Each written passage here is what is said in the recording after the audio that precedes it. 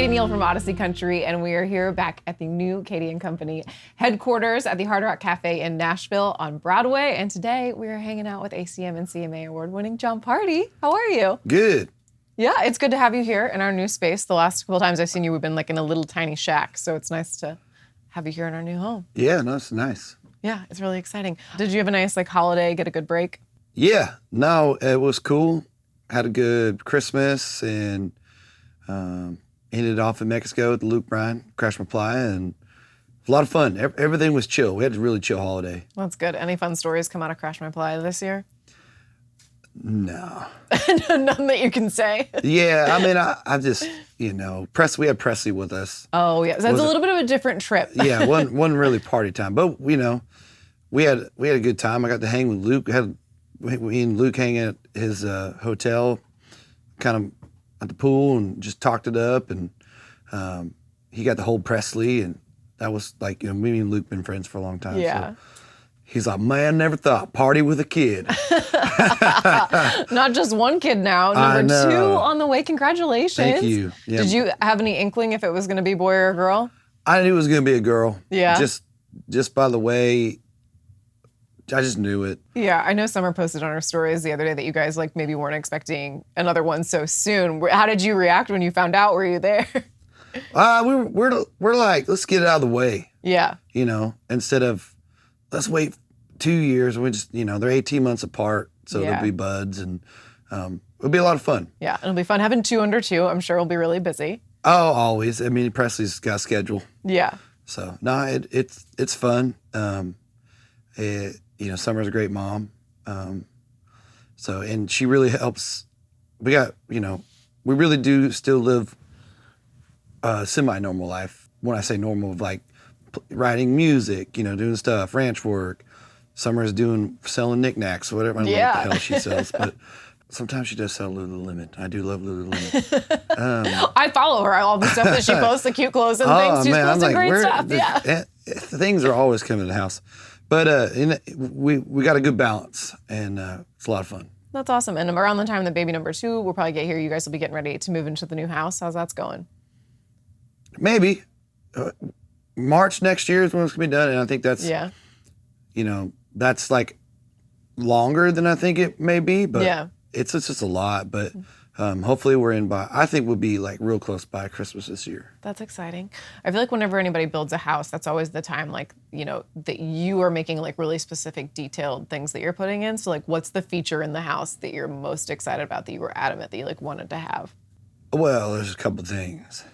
The gym and then the pool. But the pool's not really a part of the house.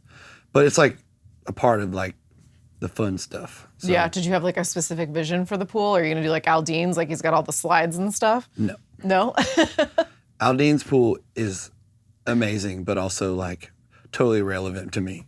I don't know how it's crazy awesome. It's a small water park. Yeah, that's still in the goal book. Okay, we're just making a practical house here.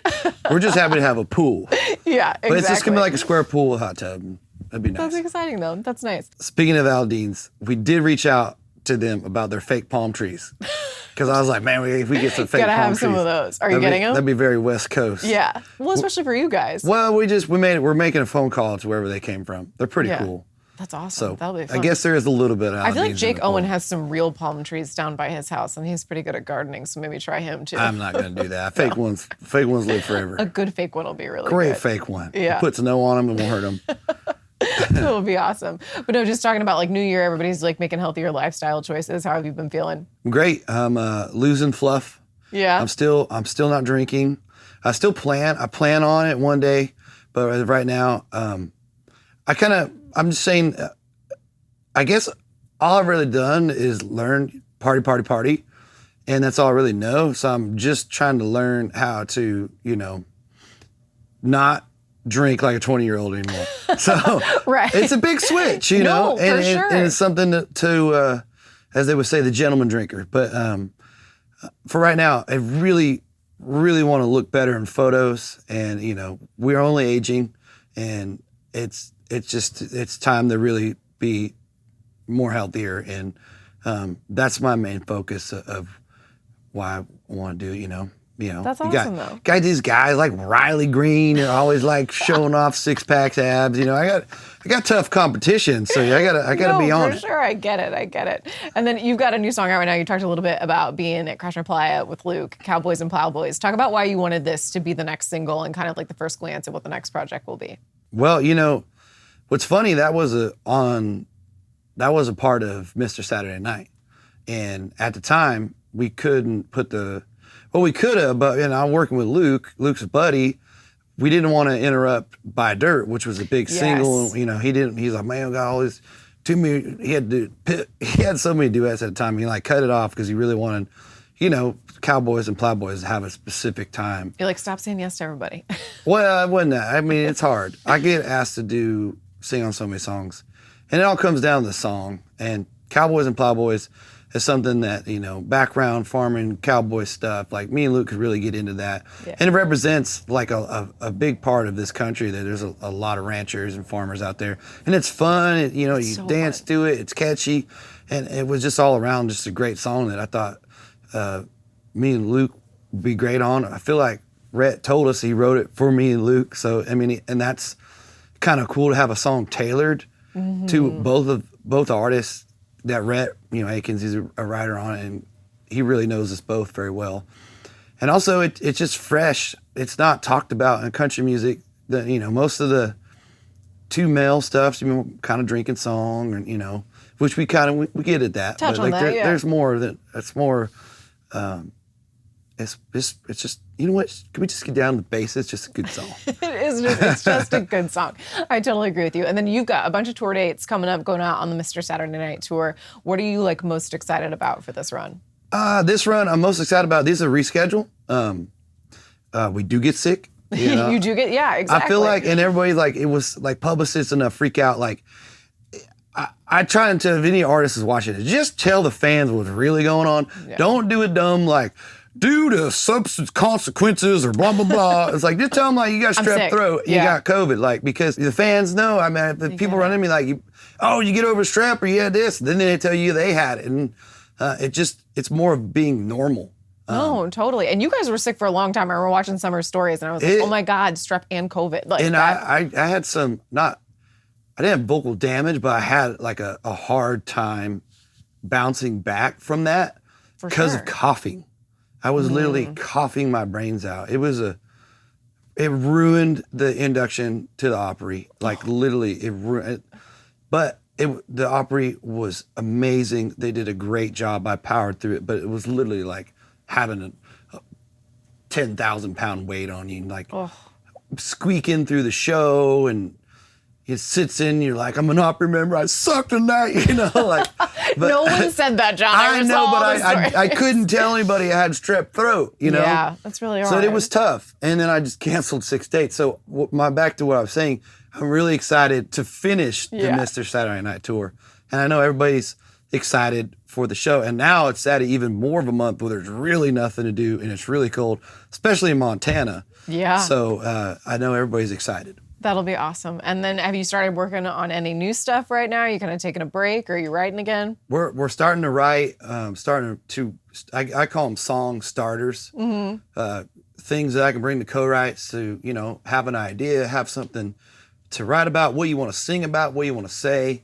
stuff like that. And I'm listening to outside songs, because I love hearing and, you know, recording what songwriters are, you know, are writing. I had a great meeting with my publisher, Sony. What's up? We had like 100 writers on the Zoom call, and I got on there and I told them what I was feeling. And, you know, some artists said it was what they needed to hear from me, and just kind of telling them, you know, a lot of things about writing is not writing for me. And I think Willie Nelson had a quote too, where it's like, he called it filling up your cup. And that's, you know, something that life does for you. You kind of fill up that cup. And then when you want to start writing, you turn it over and you dump it out. And then when you're done with that, you flip it back over and you fill it back up. And I always thought that was something for you to see as an explanation of how some songwriters use it for like therapy in a way. Totally. So I'm looking forward to getting in and writing music, recording music, talking about it, and having the direction. And that's where I'm at right now. That's such a good analogy because I feel like there's probably so many times you guys get to a point you finish a record and you're like, I've said everything I can say right now. Like, I've got to go live to have more ideas and feel more creative again. If there's one guy that knows about songwriting, it's definitely Willie Nelson. No one's going to argue with anything Willie says, ever.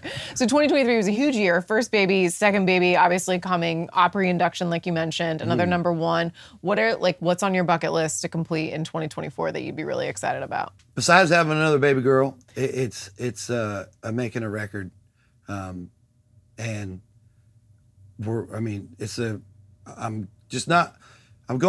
not going a different direction, but I'm going to do something fresh and work with a guy that I never got to work with, who's been somebody who I look up to in the producer world is Jay Joyce. Oh my gosh, I was going to ask who it was. He's the guy that's got something special, and us coming together with the right songs, I feel like it's going to be real special. And he's excited, I'm excited. So I think that's in itself going to be something. Yeah, that's huge. That's regardless of what the music is, like that idea alone is really exciting, and I want to make a killer record. So it's like baby and that, and then of course getting out and doing some shows. Yeah, making a record with Jay, I'm sure will be amazing. He did Laney's last record, and when they were doing the album release party, like the listening experience they set up, he was in the same like group as me, and I was like, I just want to watch Jay Joyce react to this album that he put together because, like you said, like he's made so many incredible records. So how exciting to get to work with him. Yeah, it's just he's real rootsy, and from Laney to Eric to all the little Big Town stuff, Brothers stuff. Yeah, he's doing Black Crowes record that hasn't come out yet. Wow. He's got a different ear, and it brings really cool. And I think we're really going to merge some of the more traditional honky tonk stuff that he really hasn't done. I'm really trying to press that on him. That's awesome. Well, we can't wait to hear that whenever that I can't comes wait out. to hear it either. I don't even know what it's going to sound like. Like I said, it's my first time. But there comes a time when you got to shake things up and push yourself. For me, it's pushing myself, and I feel like we're, always trying to, be relevant and stick around. Awesome. Well, Jon Pardi, thank you so much for the time today. We're so happy to have you for Audacy's Totally Private. I'm Katie Neal from Audacy Country.